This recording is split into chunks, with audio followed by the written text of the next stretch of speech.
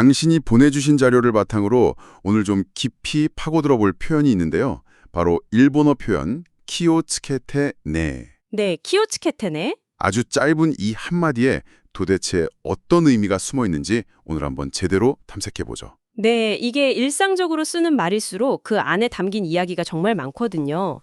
우리가 그냥 잘 지내라고 하는 말에도 단순한 안부 이상의 의미가 담겨 있는 것처럼요. 맞아요. 오늘 다룰 이 키오츠케테네가 바로 그런 표현의 아주 좋은 예시라고 할 수 있겠습니다. 네, 자료 첫 부분에서도 딱 짚어주더라고요. 이 표현의 기본 의미, 누군가를 걱정하거나 안전을 빌어줄 때 쓰는 말이라고요. 그렇죠.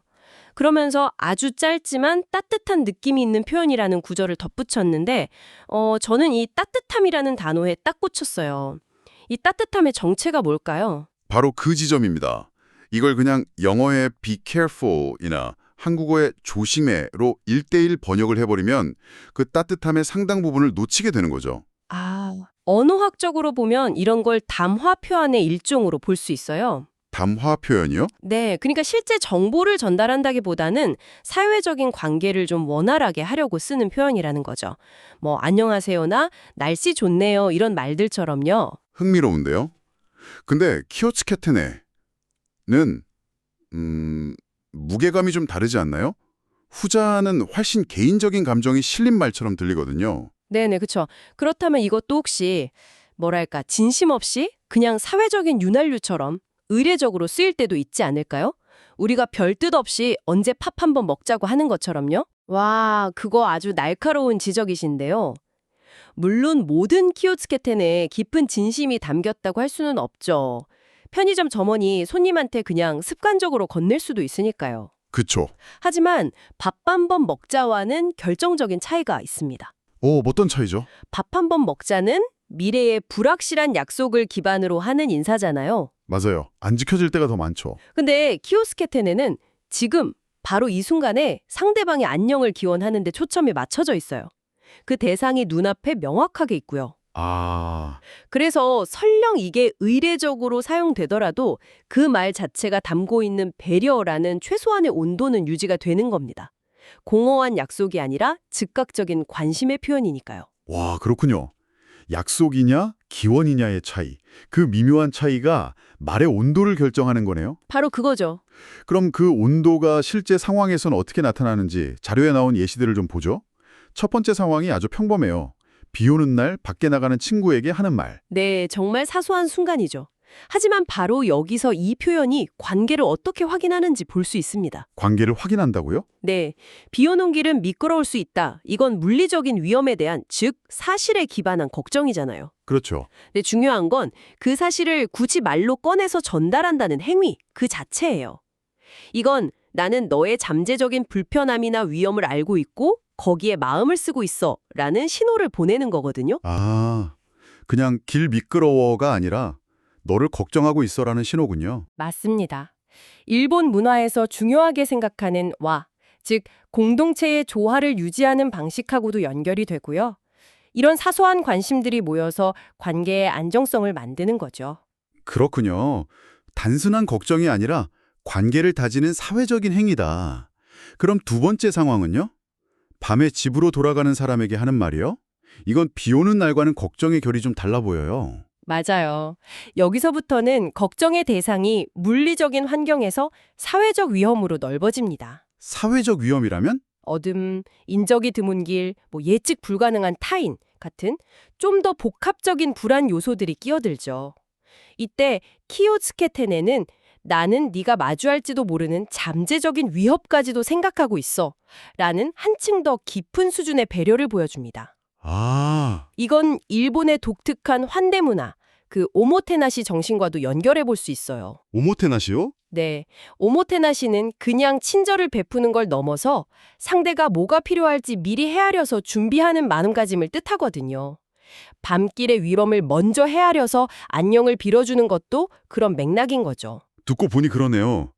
미끄러우니 조심해 같은 직접적인 조언보다 키오스케테네라는 한마디에 상대가 상상할 수 있는 모든 걱정을 담아주는 그릇 같은 느낌이 드네요. 오, 그릇이라는 비유가 아주 정확한데요. 마지막 세 번째 예시, 여행 떠나는 사람에게 하는 말은 그 그릇이 훨씬 더 커지는 것 같고요. 정확합니다. 앞선 두 예시가 일상의 안전에 대한 거라면 여행은 비일상의 영역으로 넘어가는 사건이잖아요. 그렇죠. 완전히 다른 환경이니까. 며칠 혹은 몇 주간 이어질 낯선 환경, 낯선 사람들 속에서의 안녕을 비는 거죠. 여기서 키오츠케테네라는 표현의 놀라운 확장성이 드러납니다. 확장성이요? 네, 같은 단어인데 상황의 스케일에 맞춰서 담아내는 마음의 크기가 달라지는 거예요. 짧은 외출에 대한 작은 염려부터 인생의 긴 여정에 대한 깊은 기원까지 전부 포괄할 수 있는 유연함. 이게 이 표현이 일상 대화에 깊이 뿌리내릴 수 있었던 핵심 이유 중 하나입니다. 바로 그 지점에서 정말 궁금한 게 생겼어요. 우리말하고 비교했을 때요. 아, 한국어요? 네.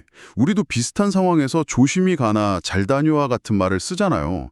언뜻 보면 거의 같은 말 같은데 정말 그럴까요?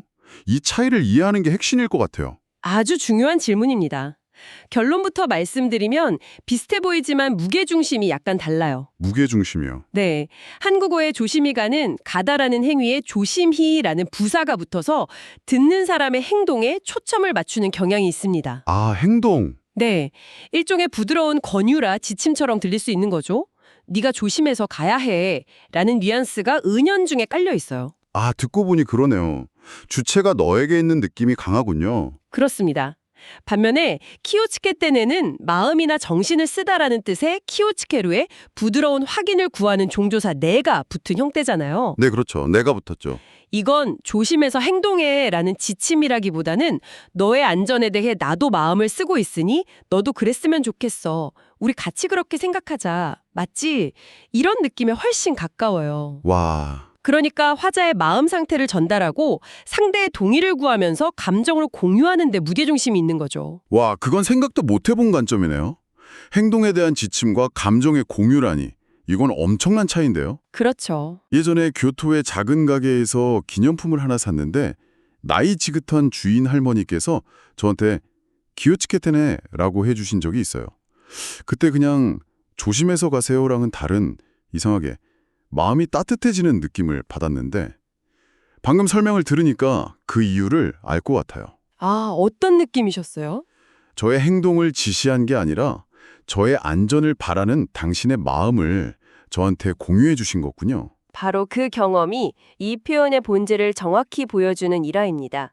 낯선 사람에게조차 자연스럽게 건넬 수 있는 이유도 거기에 있어요.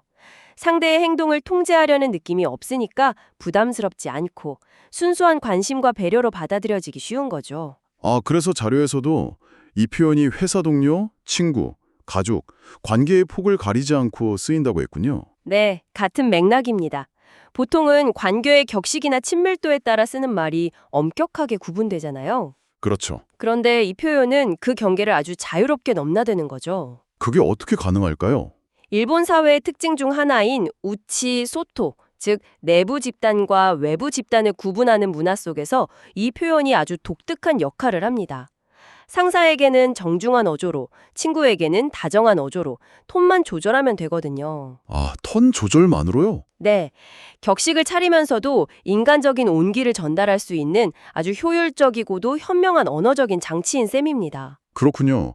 결국 이 모든 이야기를 종합해보면 이 표현을 이해하고 사용한다는 건 단순한 언어 학습을 넘어선다는 결론이 나오네요. 맞습니다. 청취자 여러분처럼 일본 문화에 관심이 있거나 일본어를 배우는 분들께 이게 어떤 실질적인 의미가 있을까요? 이건 문화적 유창성을 얻는 것과 같아요. 문화적 유창성이요? 네, 그냥 문법에 맞는 일본어를 구사하는 걸 넘어서 그 언어가 작동하는 문화적 맥락을 이해하고 있다는 걸 보여주는 강력한 신호가 되는 거죠. 아, 당신이 적절한 상황에서 진심을 담아 키오츠케테네라고 말했을 때 상대방은 아, 이 사람이 일본어 할 줄 아네 에서 그치는 게 아니라 이 사람은 우리 문화의 중요한 가치인 상호 간의 배려를 이해하고 실천하는 사람이구나 라고 느끼게 될 겁니다. 와, 책에서는 배울 수 없는 살아있는 소통을 통해 훨씬 더 깊은 유대감을 형성할 수 있는 열쇠가 되는 거군요. 바로 그겁니다. 그 언어에 담긴 마음 쓰는 법을 배우는 거니까요. 오늘 이야기 한번 정리해 보겠습니다. 일본어 표현 키오츠케네. 이 짧은 한마디는 단순히 조심해라는 뜻을 넘어서서 상대의 안녕을 바라는 따뜻한 마음을 담은 사회적 신호였습니다. 네, 맞습니다. 상황에 따라 마음의 크기를 자유자재로 조절하는 유연성을 가졌고 또 우리말 조심히가 같은 행동의 지침보다는 너의 안전을 나도 함께 걱정하고 있어라는 감정의 공유에 더 가까운 뉘앙스를 풍겼죠. 그렇죠. 그리고 이 모든 것이 일본의 와나 오모테나시 같은 문화적 가치와 깊게 연결되어 있었습니다. 마지막으로 당신에게 이런 질문을 던지면서 마무리하고 싶습니다. 네. 당신이 일상에서 무심코 사용하는 말들 중에 이 키오츠케테네처럼 그 이면에 복잡하고 따뜻한 문화적 맥락을 숨기고 있는 표현은 무엇일까요? 어쩌면 매일 가족에게 건네는 다녀오겠습니다라는 말 속에는 나는 이 공동체의 일원이며 반드시 이곳으로 돌아올 것입니다라는 약속과 유대감의 확인이 담겨 있을지도 모릅니다. 우리가 흔히 번역 불가능하다고 말하는 많은 표현들은 사실 그 단어 자체가 아니라 그 단어가 품고 있는 문화적인 경험과 약속들이 번역 불가능한 것 아닐까요? 오늘 밤 당신의 언어 속에 숨겨진 그 비밀스러운 약속들을 한번 찾아보시는 건 어떨까요?